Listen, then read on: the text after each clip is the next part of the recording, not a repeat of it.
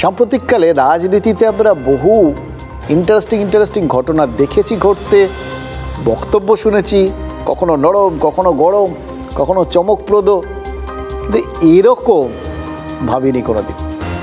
একই সঙ্গে local flavour, তার সাথে আবার ইন্টারন্যাশনাল ফ্লেভার, মারাত্মক, তার সঙ্গে ওই একদম স্পাই কাহিনী, টান উত্তেজনা আর কি। দাপর যুগের মধ্যম পাণ্ডব অর্জুন একজনের প্রতি অনুগত ছিলেন, তার নাম তো আপনারা জানেন, শ্রীকৃষ্ণ। এবার কৃষ্ণ যা বলেছেন অর্জুন যুদ্ধক্ষেত্রের ময়দানে সেটাকে একদম অক্ষরে অক্ষরে পালন করেছেন, কোনোদিন দল বদল করেননি, ফলে তার কোনো প্রবলেমও হয়নি। কিন্তু কলিকালের অর্জুন তো বারবার আনুগত্য বদলেছেন। যে রাজ্যের মানুষ ফুলের গায়ে মূর্ছা যায় বলে এত বদনাম, সবাই আঙুল তোলে, সেই রাজ্যের একজন মানুষ হয়ে অর্জুন সিং এতবার ওই ঘাস ফুল আর পদ্ম ফুল করেছেন, এ ফুল থেকে ও ফুল, কখন যে কোন ফুলে ছিলেন সেটা নিয়েই তো পুরো গোলমাল বেঁধে গেছে।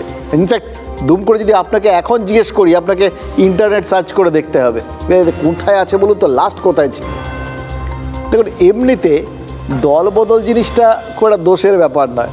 মানুষ বেশি মাইনে বা বেশি সুযোগ সুবিধা এ সমস্ত পেলে কি করবে, চাকরি বদল করবে, নর্মাল কোর্সে তো তাই হয়। মানে আমাদের কাছে যে বদলটা সুযোগ থাকে আর কি, অনেক সময় একদম ডাইরেক্ট যে প্রতিপক্ষ কোম্পানি সেখানেও চলে যায়। ওই ছিল রুমাল, হয়ে গেল বিড়াল মার্কা ঘটনা আর কি, এগুলো হামেশাই ঘটে। কিন্তু সেক্ষেত্রে আমরা কী করি, আমাদের কোনো বন্ধুবান্ধব বা কোনো চেনা পরিচিত বা আমাদের যদি সহকর্মী তারা যদি চাকরি বদলান, তাহলে আমরা তাকে শুভেচ্ছা জানাই, আর তারপর যদি সে প্রতিপক্ষ দলে যায় তাহলে সম্মুখ সমরে নেমে পড়ি। এই তো সোয়া সবটা ব্যাপার। আমার ধারণা আপনারাও তাই করেন।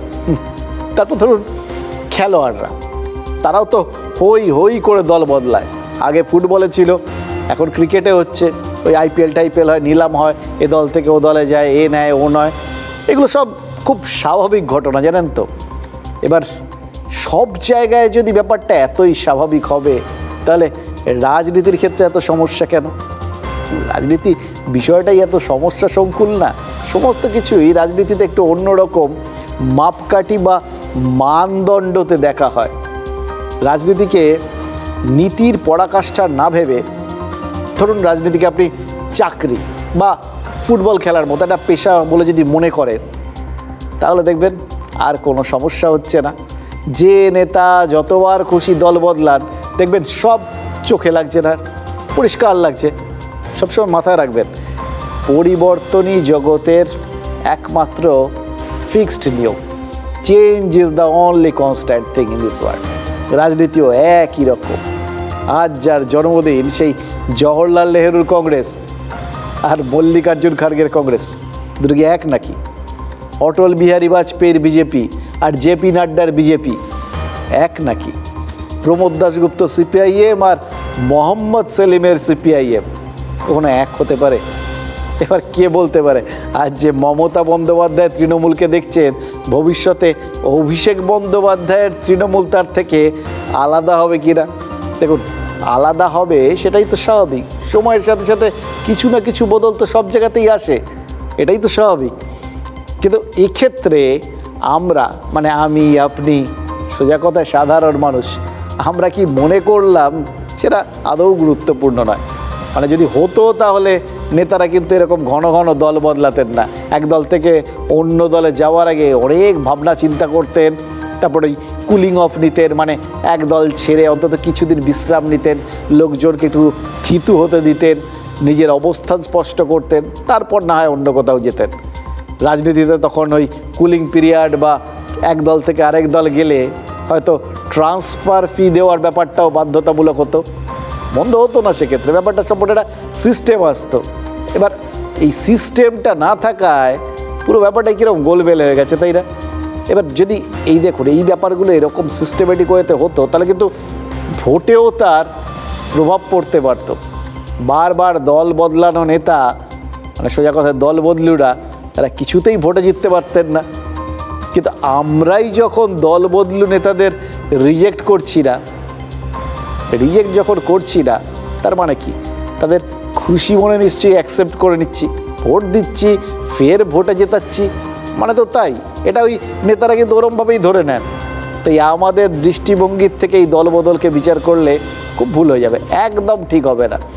করতে হবে নেতাদের দৃষ্টিভঙ্গির থেকে, আর সেটা করতে গেলেই দেখবেন আনুগত্য জিনিসটাকে কীরকম দামি বলে মনে হচ্ছে, সেটা কেমন একটা বড় ফ্যাক্টর হয়ে উঠছে। দেখুন, দলবদল মানে কি? দলবদল মানে তো শুধু নীতিবদল নয়, নেতৃত্ব বদলও বটে।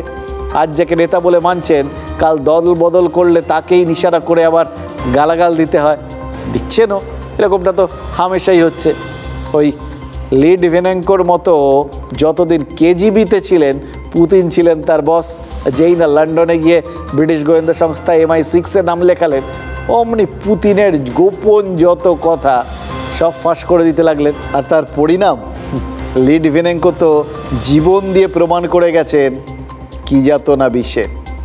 আচ্ছা, ভাটপাড়ার অর্জুন সিংও তো সেই বিষের কথাই বলছেন, এবং বলছেন তাকে আর শুভেন্দু অধিকারীকে প্রাণে মারার চক্রান্ত হচ্ছে, আর সেই জন্য নাকি রাশিয়ার থেকে কেমিক্যাল আনানো হয়েছে।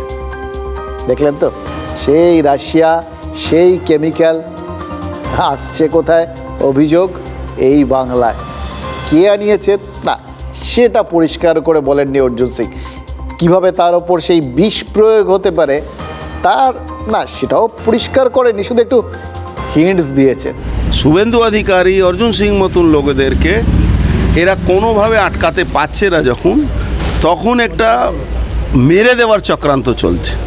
এমন কেমিক্যাল স্মাগল করে আনা হচ্ছে রাশিয়া থেকে এইদের মাধ্যমে, যাতে আমাদেরকে কোনোভাবে ইনভেস্টিগেশন নামে ডেকে, ধরুন আপনাকে কোথাও চেয়ারে বসালো, ওই বা টেবুলে আপনার হাত পড়লো, যদি ওখানে লাগানো থাকে ওই কেমিক্যালটা, তাহলে ওই 6 মাস 3 মাস পরে আপনার মাল্টি অর্গান ফেলিওর হবে, আপনি মারা যাবেন।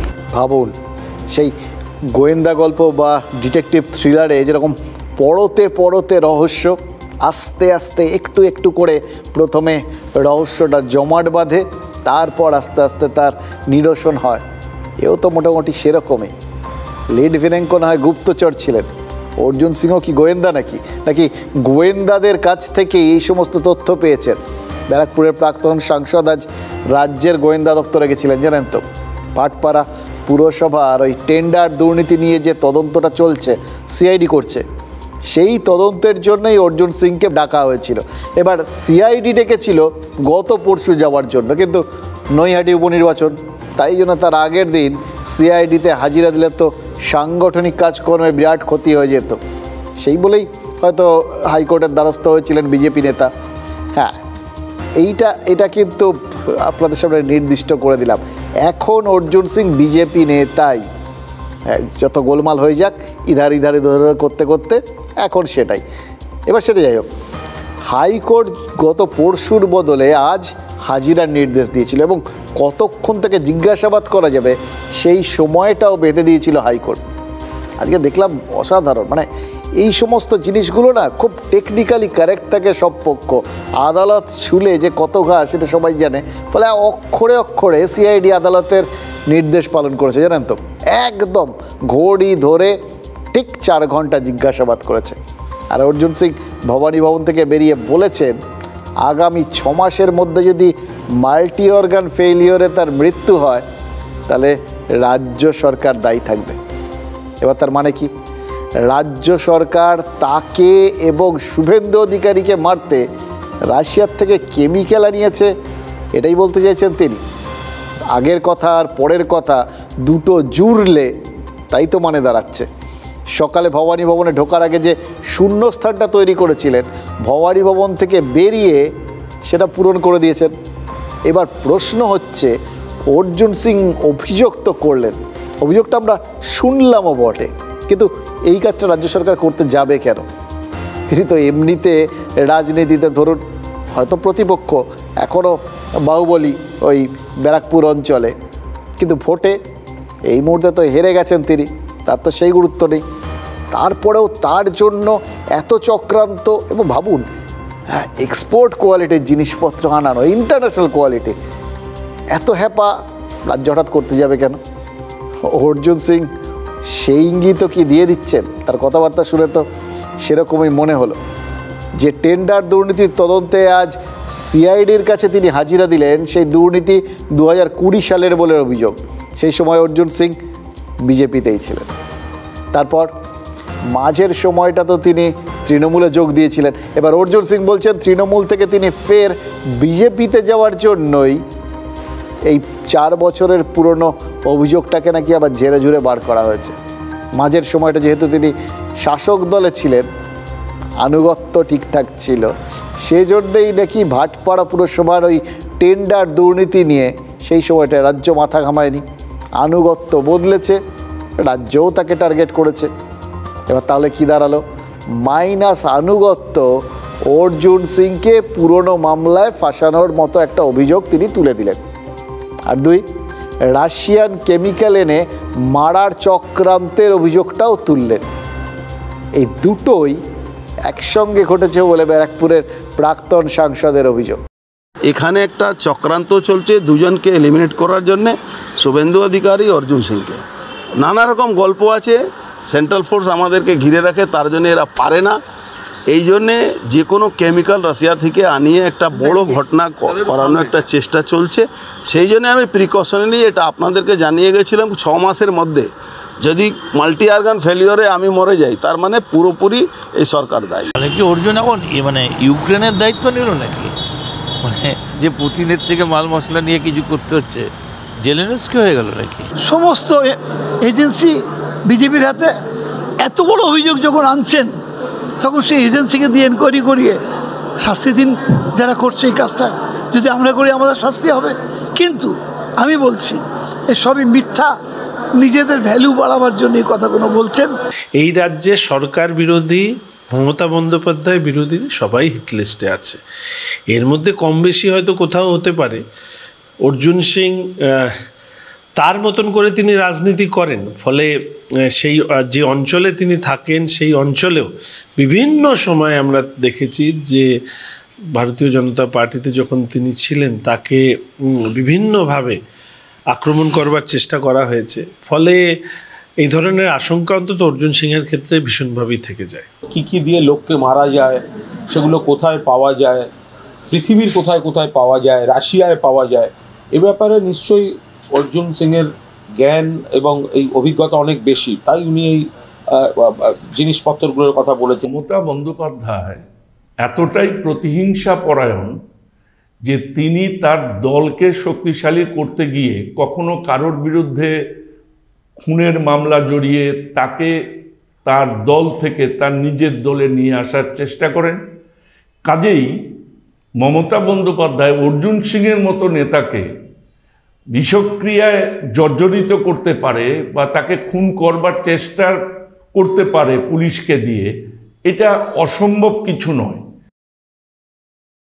দেখুন, রাজনীতিতে না প্রত্যেকটা বিষয়ের পেছনে একটা কিন্তু সুনির্দিষ্ট কারণ থাকে, এবং একটা নয়, বললাম বটে একটা, আসলে অভিযোগ একটা, কিন্তু লক্ষ্য সবসময় দুটো থাকে।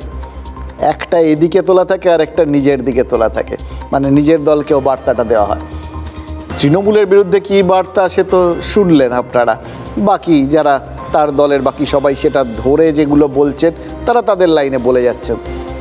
কিন্তু নিজের দলকেও কি কোনো বার্তা দিলেন না অর্জুন সিং? মানে এটা কি বুঝিয়ে দেওয়ার চেষ্টা করলেন তিনি এবং শুভেন্দু অধিকারী ছাড়া তার দলের আর বাকিরা সেইভাবে তৃণমূলের প্রতিপক্ষ না। এবার এইটা কিন্তু খুব বড় বার্তা। এটাতে একই সঙ্গে নিজের স্ট্যাটাসটাও কিন্তু নিজের দলের মধ্যে অনেকটা উঠে যায় আর কি। এবং একই সঙ্গে তিনি অন্তত এই মুহূর্তে বিজেপির যে কজন রাজ্য স্তরের নেতা রয়েছেন, শুভেন্দু অধিকারী তার মধ্যে ফ্রন্ট রানার, তিনি কিন্তু এক ধাক্কায় নিজেকে সেই লেভেলটাতে তুলে নিয়ে চলে এলেন। কারণ ভোটে হারার পর হয়তো তার পজিশনটা একটুখানি, গুরুত্বটা একটুখানি কমতেই পারত, সেটা মেকআপ করে দিলেন। এবার খেয়াল করে দেখুন, কাল পর্যন্ত তৃণমূল নেতারা অভিযোগ করছিলেন ভাটপাড়ায় অশোক সাউকে খুন করিয়েছেন অর্জুন সিং, আর আজ অর্জুন সিং আশঙ্কা প্রকাশ করলেন যে তার প্রাণ সংশয় হতে পারে। আর শুধু তাই নয়, 3-4 মাস, এমন 6 মাস অবধি, গ্যাপটা বেশ বড় আর কি। এর মধ্যে যদি কিছু হয় তার জন্য দায়ী থাকবে সিআইডি এবং রাজ্য সরকার। এবার কে বলবে যে ভোটে হেরে যাওয়া মানে এই রাজনীতি শেষ হয়ে যাওয়া। তৃণমূলে ফেরাটা যা একটু বোঝার ভুল হয়ে গেছিল, অথবা হয়তো একটু অঙ্কটা মেলেনি, ভুল বোঝাবুঝি কিছু না, অঙ্ক মেলেনি। অঙ্ক কি সব সময় মেলে নাকি? তা বলে কি অঙ্ক কেউ পারে না এরকম ধরে নিতে হবে? ফলে অর্জুন সিং তার স্টেপসগুলো কিন্তু খুব ইন্টারেস্টিং। পরিস্থিতিটা দেখুন, ভাটপাড়া পুরো দুর্নীতি মামলায় অর্জুনকে জেরা করতে ডেকেছিল সিআইডি। অর্জুন সিং কী করলেন? ব্যারাকপুরের আপ্তবাক্য অনুযায়ী পরের চালটা চাললেন, টেনশন লেনে কা নেই দেনে কা হ্যায়। অর্জুন যে বোমা ফাটালেন তার কিভাবে প্রাণ সংশয় হতে পারে, কতদিনের মধ্যে প্রাণ সংশয় হতে পারে, এবং হলে তার জন্যে নির্দিষ্টভাবে যে সিআইডি দায়ী থাকবে এটাও বলে দিলেন। এই খবর কি আর ওই ভেতরে যে তদন্তকারী অফিসাররা বসেছিলেন তাদের কাছে পৌঁছয়নি? আমরা সবাই দেখাচ্ছি চ্যানেলে চ্যানেলে, সেটা লাইভ টেলিকাস্ট হয়ে গেল, নিশ্চয়ই ভেতরে বসে তারা জানতে পেরে গেছিলেন।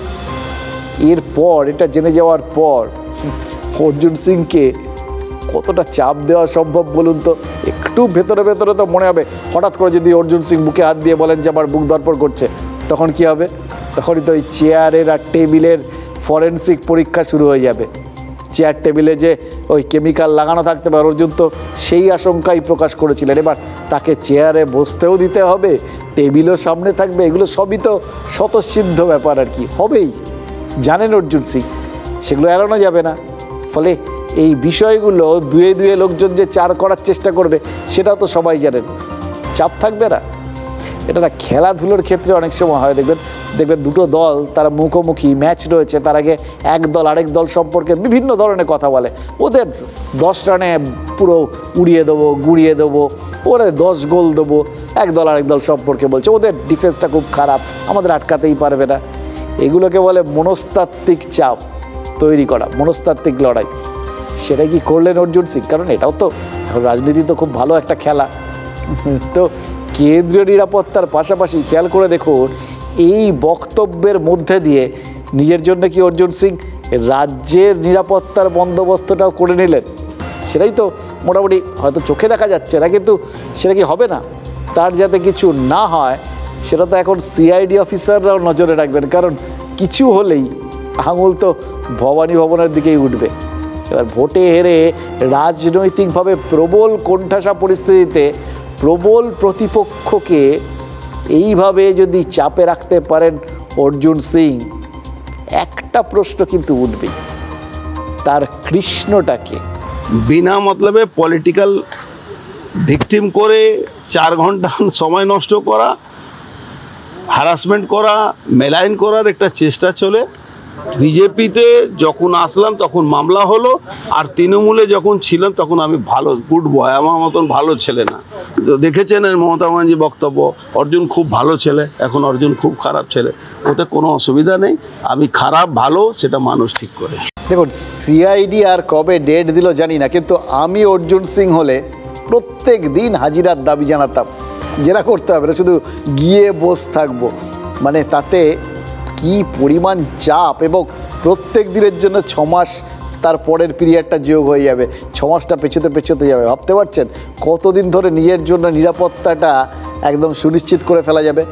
অবশ্য আপনি আমি এটা বললে আমাদের লাভ কতটা হবে জানি না, কিন্তু অর্জুন সিং রাজনীতিকদের কপাল তো সাধারণ মানুষের থেকে সবসময় অন্যরকম, তাই না?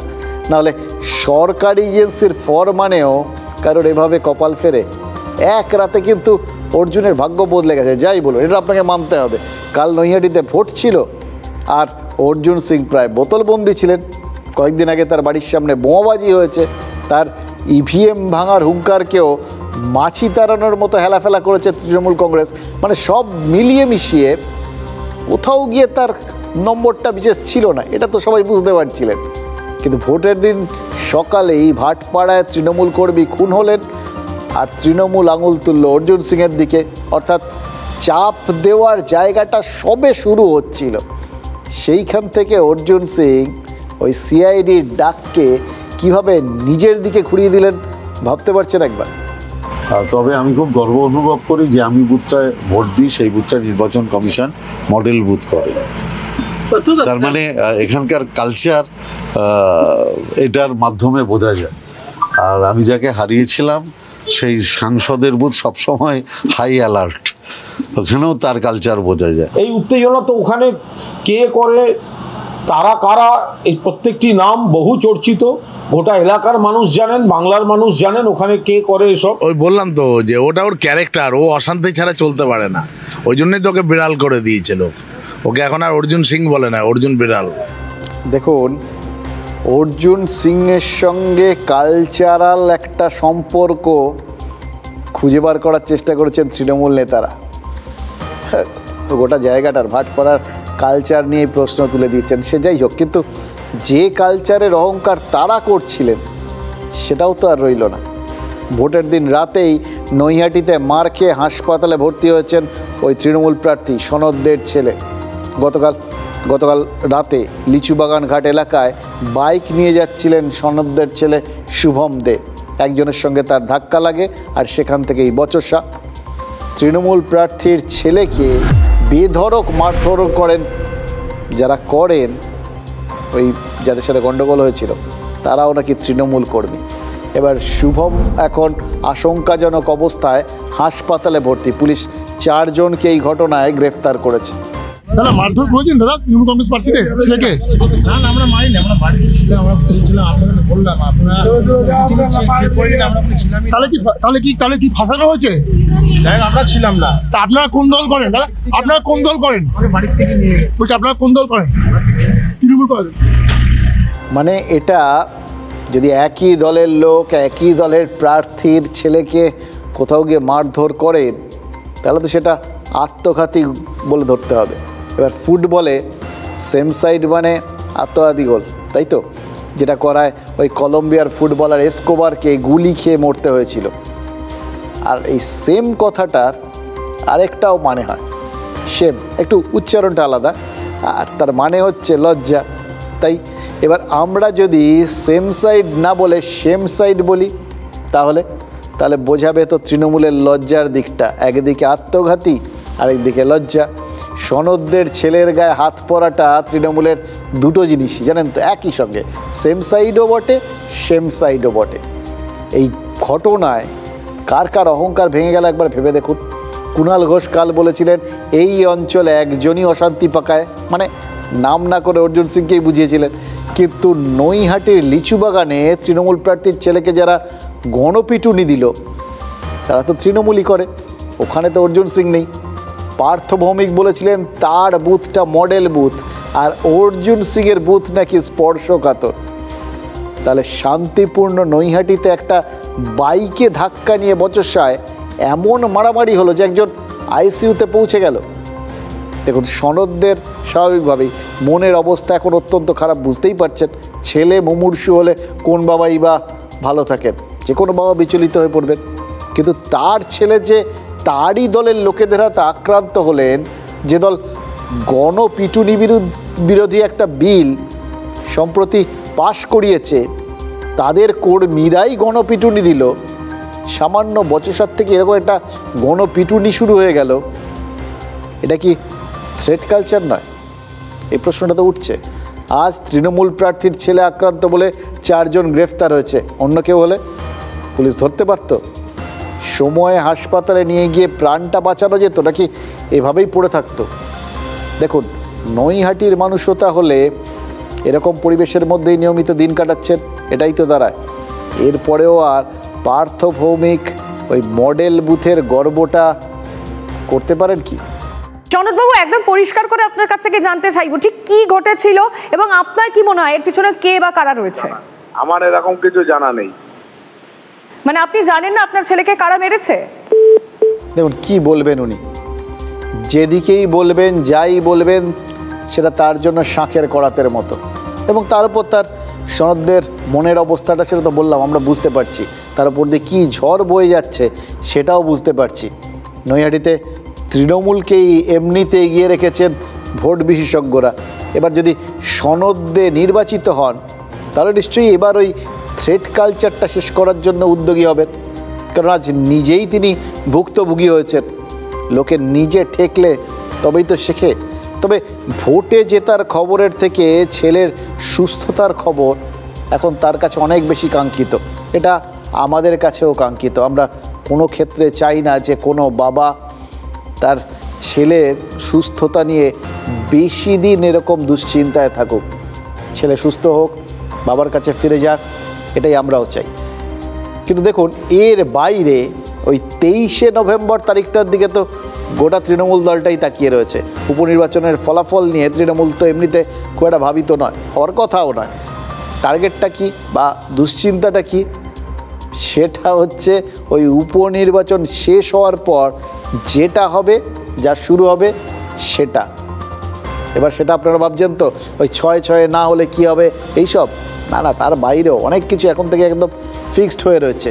একেবারে ব্লক স্তর থেকে নেতা নেত্রী বদল করতে শুরু করবেন অভিষেক বন্দ্যোপাধ্যায়, এরকমই তো ঠিক হয়ে আছে। তালিকা ফালিকা পুরো রেডি। মুখ্যমন্ত্রী মানে দলনেত্রীর কাছে সেই তালিকা জমাও পড়ে গেছে, গ্রিন সিগন্যালও নাকি এসে গেছে। শুধু ওই ভোটটা মিটে যাওয়ার পর ভোটের ফলাফলটা বেরোনোর অপেক্ষা। লোকসভা ভোটে যারা লিড দিতে পারেননি তাদের বিদায় কিন্তু মোটামুটি নিশ্চিত। এবার তাতে পূর্ব মেদিনীপুরের নেতাদের ঘাড়ে কোপ পড়ার সম্ভাবনাটাই সব থেকে বেশি, কারণ ওই জেলায় প্রেস্টিজ ফাইট রয়েছে, আর সেই ফাইটে এবারও হেরে গেছে তৃণমূল কংগ্রেস।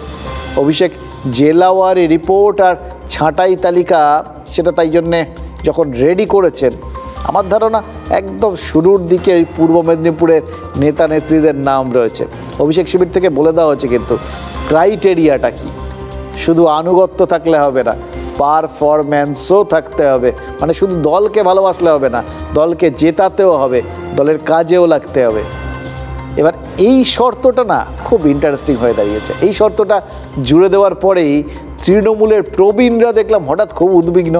এবার উদ্বিগ্নে হওয়ার কারণটা কি?